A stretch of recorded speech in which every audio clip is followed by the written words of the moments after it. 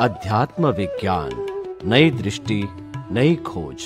देखिए, सुनिए और समझिए।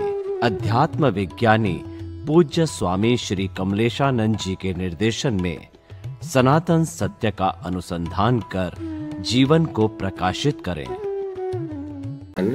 स्वामी जी, पिछले एपिसोड के अंदर हम प्रतिष्ठित आत्मा की बात कर रहे हैं। तो जैसे कि कर्मों का चार्ज भी होता है, डिस्चार्ज भी होता है, तो जब चार्ज और डिस्चार्ज दोनों होता है तो क्या प्रतिष्ठित आत्मा, चार्ज प्रतिष्ठित आत्मा और डिस्चार्ज प्रतिष्ठित आत्मा दो अलग अलग तरह की होती है? और जो ज्ञान ले लिया जिसने, उसके नए कर्मों का बंधन नहीं होता है, यानी चार्जिंग रुक जाता है, तो क्या जितने वो अवतार लेगा उसके अंदर वो आत्मा डिस्चार्ज प्रतिष्ठित आत्मा के नाम से ही संबोधित होगी, क्यों? चार्ज तो खत्म हो गया। ये थोड़ा खुलासा कीजिए आप, थोड़ा गहराई से। हमारे बहुत से महात्माओं को भी अभी तक इस चीज की जानकारी नहीं है, कृपया इसका खुलासा कीजिए। धन्यवाद।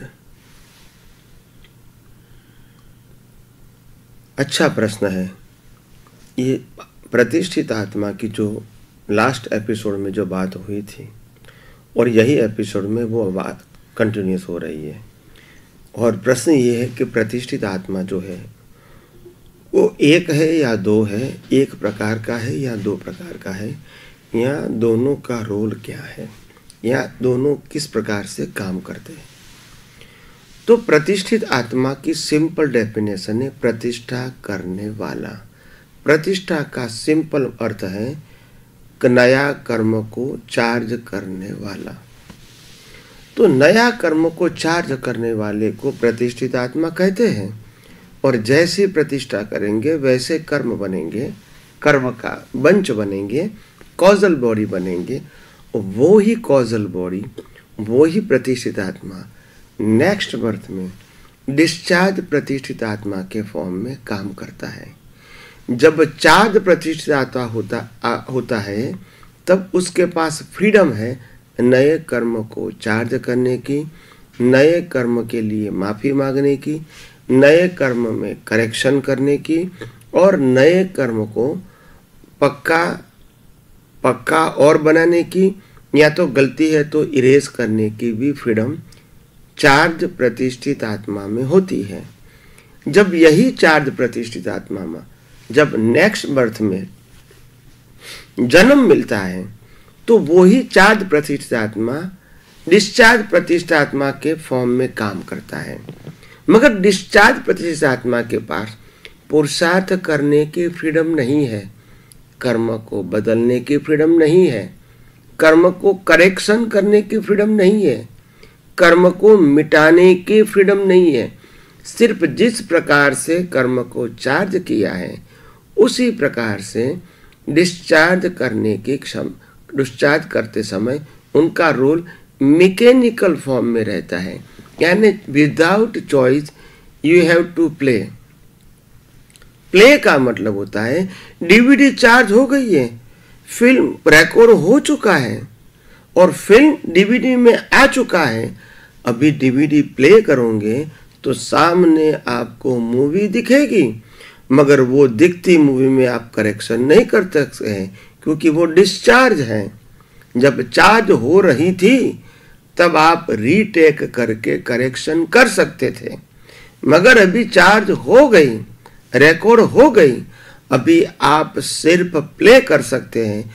और प्ले करते समय उसमें करेक्शन करने की कोई गुंजाइश नहीं है, सिर्फ प्ले होती है विदाउट चॉइस। ऐसे ये हमारा जो जीवन है, और जीवन के अंदर जो डिस्चार्ज प्रतिष्ठित आत्मा है वो प्ले होता है as per the charge of your previous birth cause.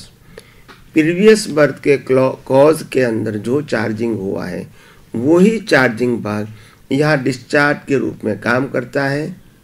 तो ये डिस्चार्ज के रूप में काम करते समय जो चार्ज की प्रक्रिया थी मन की, बुद्धि की, चित्त की, अहंकार की, वो ही प्रोसेस यहाँ डिस्चार्ज फॉर्म में काम करती है। या चार्ज के फॉर्म में हमारे पास फ्रीडम थी, या डिस्चार्ज के फॉर्म में फ्रीडम नहीं है। यहाँ चार्ज होते समय मन, बुद्धि, चित्त, अहंकार, जिसका एक नाम है अंतस्करण। तो antahkaran is a processing factory of a new cause. नए कर्म को चार्ज करने की प्रोसेसिंग फैक्ट्री है। क्या है? अंतस्करण, मन, बुद्धि, चित्त और अहंकार। ये चार प्रकार का जो अलग अलग प्रकार का जो रोल है, ये रोल वो प्रोसेसिंग फैक्ट्री है। वो प्रोसेसिंग फैक्ट्री में प्रोसेस होके स्पीच और एक्शन का बीज बनता है। नेक्स्ट बर्थ में जो प्रोसेस हुई है वो अंतस्करण के रूप में डिस्चार्ज में काम करती है और स्पीच और एक्शन बाह्यकरण में काम करता है। उससे हमारा पूरा जीवन मैकेनिकल प्रोसेस से काम करता है। बाहर स्पीच और एक्शन मैकेनिकल है और अंदर अंतस्करण मैकेनिकल है। तो इसी प्रकार से ये जो अंदर का अंतस्करण जो डिस्चार्ज के रूप में काम करता है वो ऑटो मोड है, मैकेनिकल है, इसीलिए उसको डिस्चार्ज कहते हैं। डिस्चार्ज क्यों कहते हैं? क्योंकि चार्ज हो चुका है।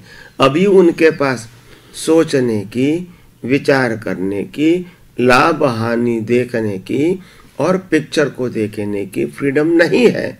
जो भी रिकॉर्ड हो चुका है पिछले अवतार में वही सिर्फ प्ले होता है।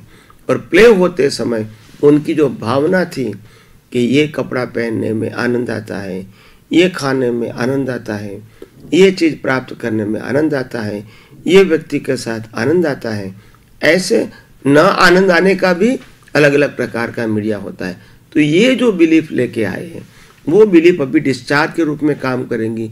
तो जैसे ही आपके कोडवर्ड के मुताबिक आपने कहा ऐसे कपड़े पहनूंगा तो आनंद होगा, ऐसे बिलीफ लेके आए हैं, ऐसा कपड़ा मिलेगा आपको आनंद होगा, क्योंकि बिलीफ लेके आए और संजोग कुदरत ने दिया। मगर वो ही कपड़ा दूसरे को पहना होंगे, इसको आनंद नहीं आएगा क्योंकि वो बिलीफ लेके नहीं आया है। आज एक व्यक्ति पिज़्ज़ा खाता है, इसको आनंद आता है क्योंकि बिलीफ लेके आए। दूसरे व्यक्ति को यही पिज़्ज़ा देते, बोला मेरे को पसंद नहीं है क्योंकि बिलीफ लेके नहीं आया। तो प्रश्न, जिस प्रकार से डिस्चार्ज प्रतिष्ठित आत्मा लेके आए उसी प्रकार से आप बाहर के संजोगों की अच्छी या बुरी, लाइक या डिसलाइक, प्रॉफिट या लॉस वाले अनुभव कर सकते हैं। तो जो चार्ज प्रतिष्ठित आत्मा है उसका काम सर्जन करना है, डिस्चार्ज प्रतिष्ठित आत्मा है उसका काम विसर्जन करने में सहायक या सर्जन करने में सहायक है, नए कॉज डालने में सहायक है या विसर्जन में सहायक है या कर्मों की भुगतान में सहायक है वो डिस्चार्ज प्रतिष्ठित आत्मा। तो दोनों के बीच लाइन ऑफ डिमार्केशन, चार्ज प्रतिष्ठित आत्मा सर्जन, डिस्चार्ज प्रतिष्ठित आत्मा विसर्जन में सहायक होता है। स्वामी जी बहुत बहुत धन्यवाद स्पष्टीकरण।